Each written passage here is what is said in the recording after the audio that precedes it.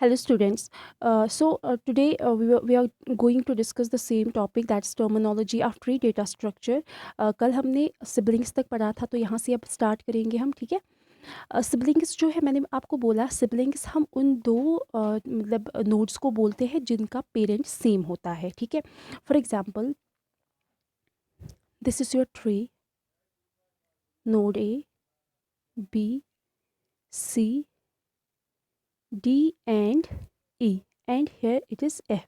Okay, तो हमारे पास देखो, अगर आपको अगर आपको पूछा जाए कि ये जो गिवन डेटा स्ट्रक्चर है, गिवन ट्री डेटा स्ट्रक्चर है, इनमें से इसमें से आपको सिबलिंग्स को निकालना है, ठीक है। तो we can see B and C are siblings because B and C are sharing the same parent, है ना। बी एंड सी का क्या है, पेरेंट सेम है। तो उसके बाद अगर हम देखेंगे D and E are siblings, D and E are also siblings, क्यों, क्योंकि इनका पेरेंट भी सेम है।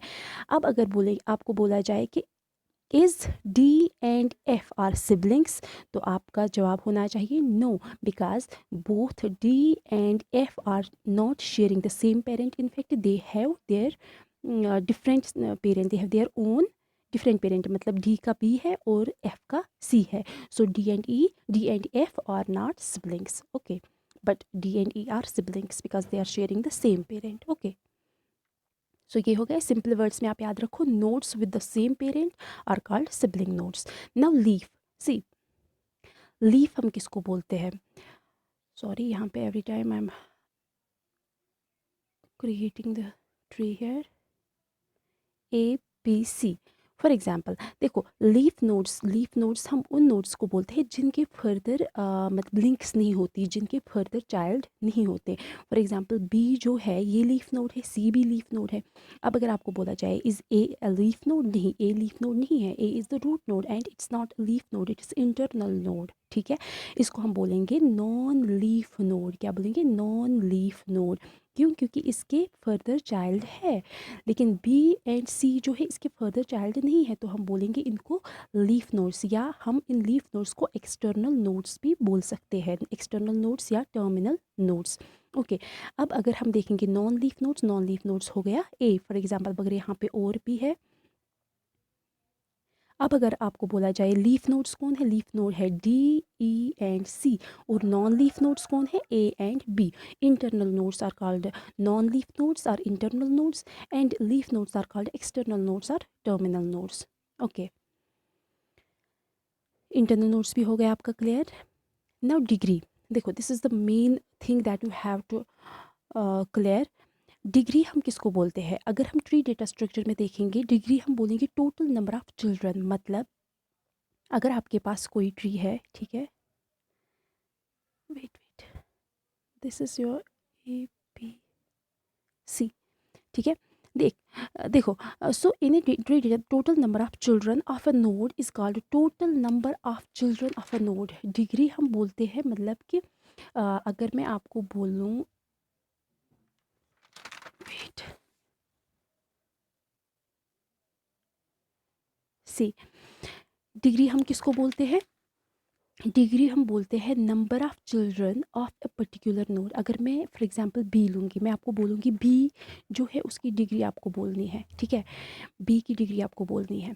तो बी की डिग्री क्या है, इसकी कितने लीफ नोड्स है, या लीफ नोड्स छोड़ो, इसके कितने चिल्ड्रन है, तो इसके कितने चिल्ड्रन है, टू, डी एंड ई, और कोई है इसके साथ लिंक नहीं, तो बी की डिग्री जो है वो क्या है, टू, ओके। सो अगर हम देखें, जितने भी लीफ नोड्स हमारे पास है उनकी डिग्री क्या है, ज़ीरो। क्यों है उनकी डिग्री ज़ीरो, क्योंकि उनके फर्दर चाइल्ड नोड्स नहीं है ना। तो अब अगर आपको मैं बोलूँ कि पूरे इस ट्री डेटा स्ट्रक्चर का मतलब इसकी डिग्री क्या है, तो आप क्या बोलोगे। अगर फॉर एग्जांपल देखो, यहाँ पे बी की डिग्री क्या है, बी की डिग्री है D and E, that means two, okay. A की डिग्री क्या है, इसके चाइल्ड कितने हैं, ये जो है ये इसकी ग्रैंड चाइल्ड है ना, ये इसके चिल्ड्रन है बी एंड सी। सो ए जो है उसकी डिग्री भी क्या है, टू। मतलब पूरे ट्री डेटा स्ट्रक्चर की डिग्री वो होती है जो मतलब अगर किसी नोड की मैक्सिमम डिग्री होगी, हम पूरे डेटा स्ट्रक्चर का वही डिग्री लेते हैं, ठीक है, वही डिग्री हम कंसिडर करते हैं। मतलब अगर यहाँ पे इस ट्री डेटा स्ट्रक्चर में किसी नोड की डिग्री 3 होगी, ठीक है, तो फिर आपको पूछा जाएगा किसी की 3 है, किसी की मतलब किसी के 3 बच्चे, किसी के 2, किसी के मतलब 2, तो आपको बोला जाए कि इस पूरे ट्री डेटा स्ट्रक्चर की डिग्री क्या है, तो यू हैव टू से इसकी डिग्री क्या है जो मैक्सिमम नोड की होगी, दैट मीन्स 3, है ना। तो यहाँ पे 3 है ही नहीं किसी नोड का, तो इसीलिए हम बोलेंगे 2 is the maximum degree of a tree. Now we will discuss level. Level हम किसको बोलते हैं, देखो लेवल जो है ये हम डेप्थ को बोलते हैं, ठीक है। तो इससे पहले हम डेप्थ ही पढ़ेंगे, नहीं डेप्थ तो अलग से दिखाया है, कोई नहीं, वेट, या सो लेवल हम बोलते हैं रूट नोड जो है उसकी लेवल क्या है, वो मतलब फर्स्ट लेवल हम बोलेंगे ना, ज़ीरो लेवल पे है वो, ठीक है। और अगर चिल्ड्रन मतलब इस रूट नोड के चिल्ड्रन हम देखेंगे वो किस लेवल पे होंगे, लेवल 1 पे। उसके बाद मतलब जो उसके ग्रैंड चाइल्ड होंगे वो कौन सी लेवल पे होंगे, 2, और इसी तरह से ये हेयरार्की मतलब कंटिन्यू होती जाएगी, ठीक है। तो सिंपल वर्ड्स में हम याद रखेंगे मतलब ट्री में हर एक step from top to bottom, see tree में हम देखेंगे,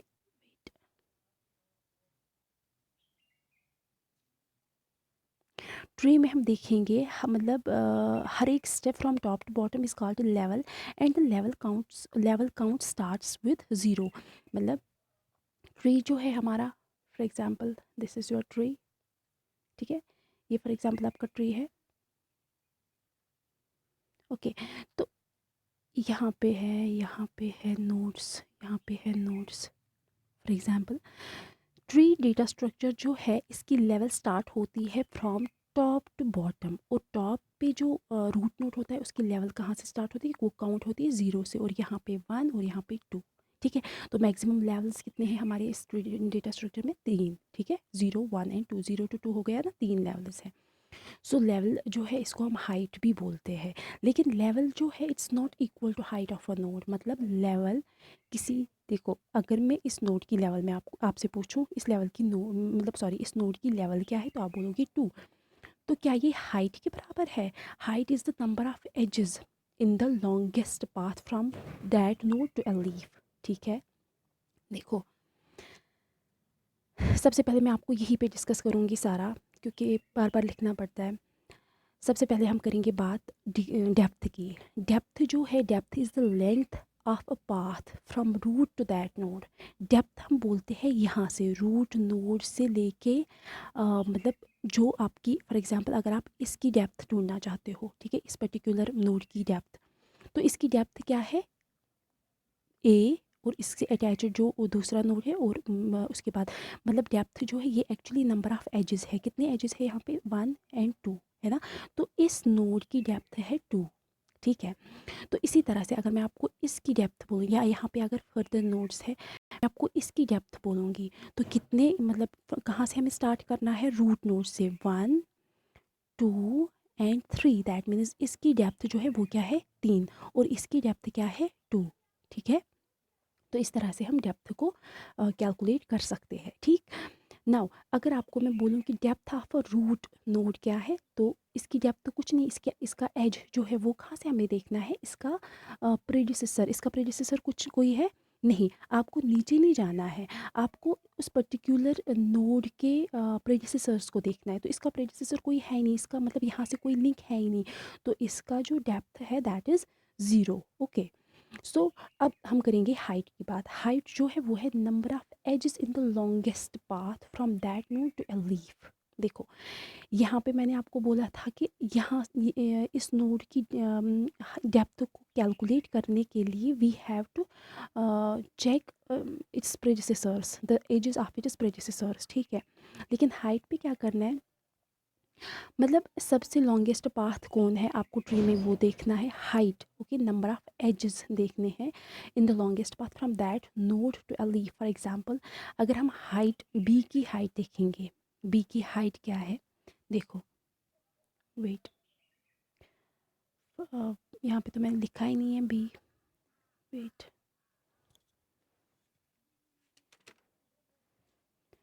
से for example this is your, this is your A, this your B C D E F G H I N G.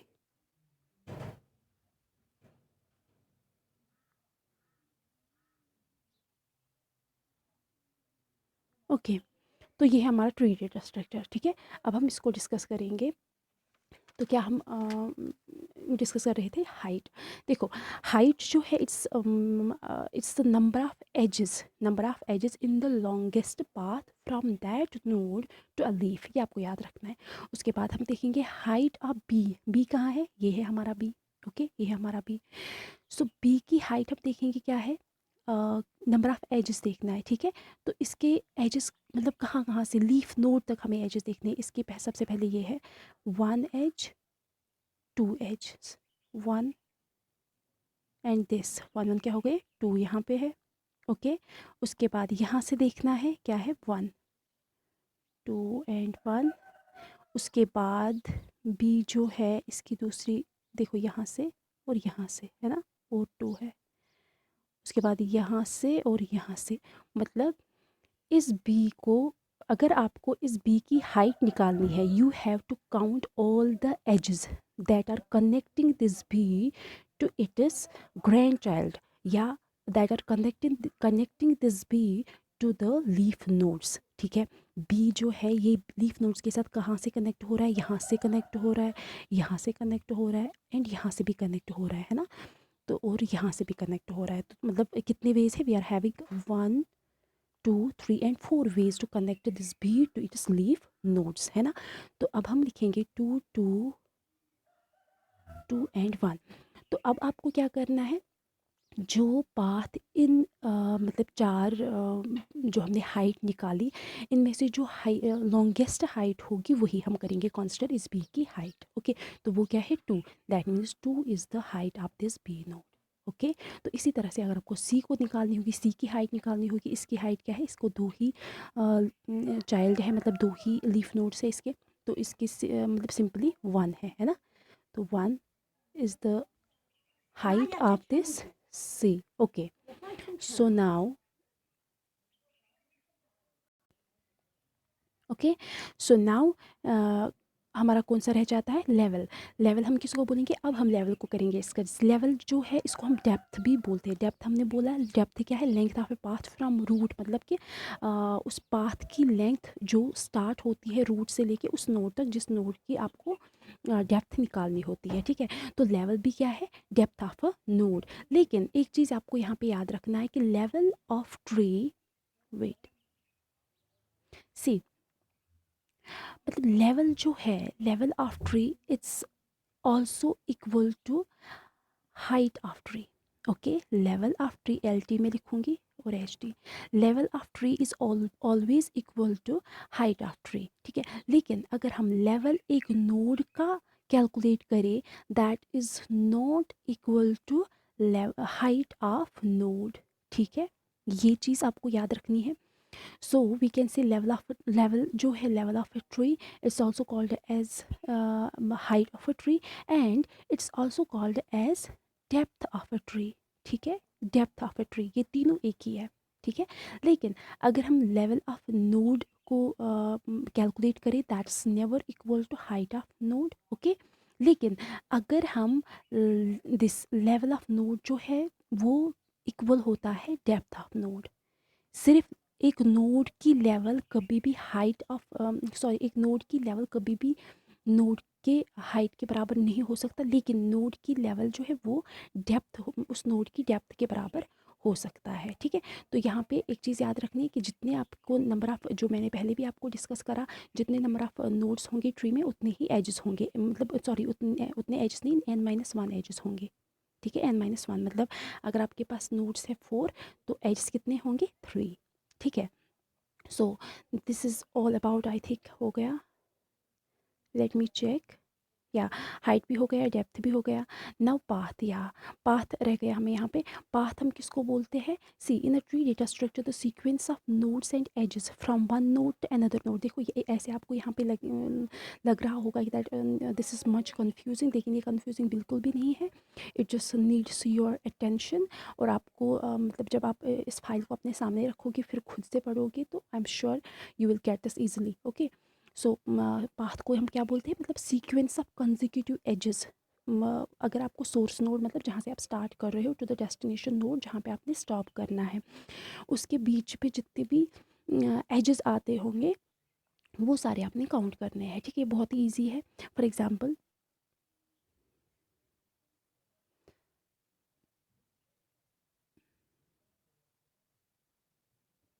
Okay, सो देखो यहाँ पे जो पाथ है, पाथ अगर आपको डी की पाथ आपको कैलकुलेट करनी है फॉर एग्जांपल, या ए की पाथ आपको कैलकुलेट करनी है, तो ए की पाथ जो है वो क्या है?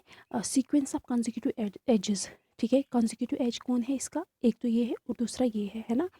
तो यहाँ से आप देखोगे, लेकिन ये क्या करना है? अगर आपको मतलब पाथ जो है वो आपको कैलकुलेट करनी है फ्रॉम ए टू डी। ठीक है, फ्रॉम ए टू डी आपको जो पाथ है वो कैलकुलेट करनी होगी। तो आप क्या बोलोगे? A B and B D. ठीक है, क्या करना है आपको? एजेस को कैलकुलेट करना है, मतलब A B and B D is the path of A to D. ठीक है, तो इसी तरह से अगर बी की पाथ आपको ढूंढनी पड़े, मतलब सोर्स नोड कौन है? ये, और डेस्टिनेशन नोड कौन है? डी। ठीक है, तो बी डी की पाथ सिंपली बी डी है। ये ट्री डेटा स्ट्रक्चर बहुत बड़ा भी हो सकता है, वहाँ पे आपको इसका मतलब जो पर्पस है असल में, ठीक है, वहाँ पे आपको लगेगा it's useful. So now another one is subtree. Wait, subtree, देखो सब ट्री भी बहुत इंपॉर्टेंट है। For example this is your,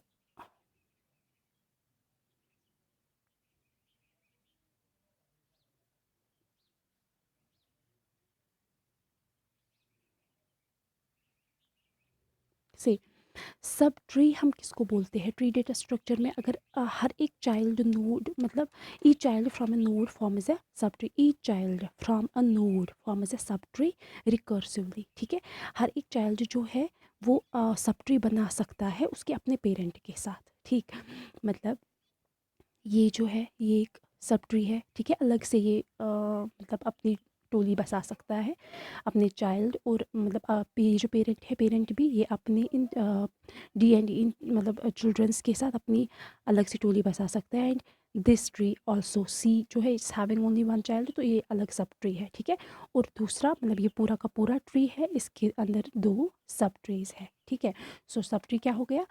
कोई भी node with all it is descendants. With all it is descendants means descendants हम बोलते हैं। देखो यहाँ पे दूसरा पॉइंट आ गया।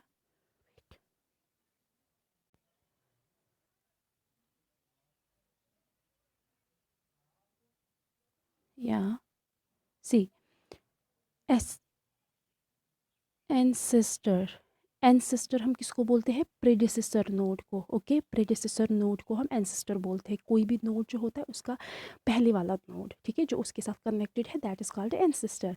डिसेंडेंट, डिसेंडेंट हम बोलते हैं किसको?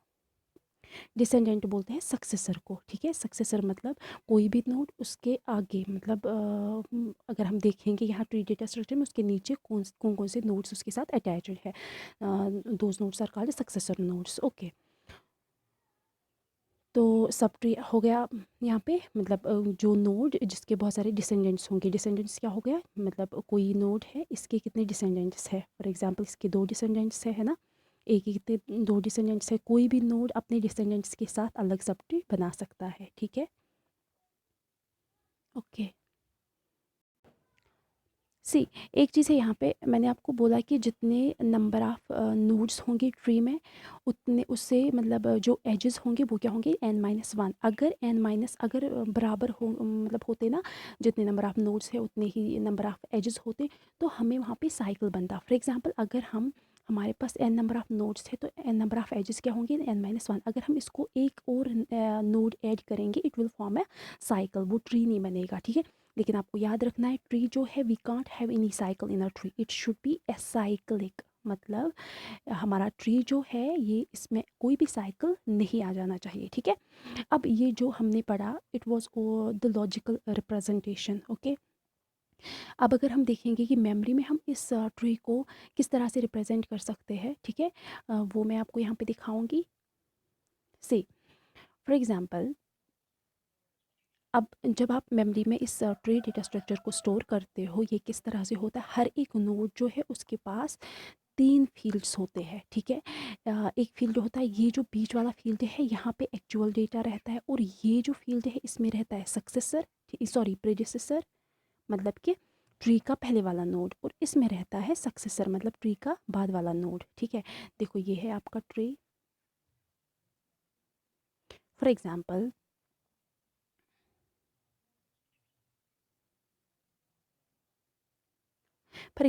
बी को आपको स्टोर करना है, ठीक है। ये जो बी है, बी आएगा यहाँ पे, और इसका जो प्रेडिसेसर है, बी का प्रेडिसेसर कौन है, ए, मतलब ए के साथ ही कनेक्टेड है, और सक्सेसर कौन है, इसके दो है ना सक्सेसर, तो इसको हम यहाँ पे लिख सकते हैं डी, है ना।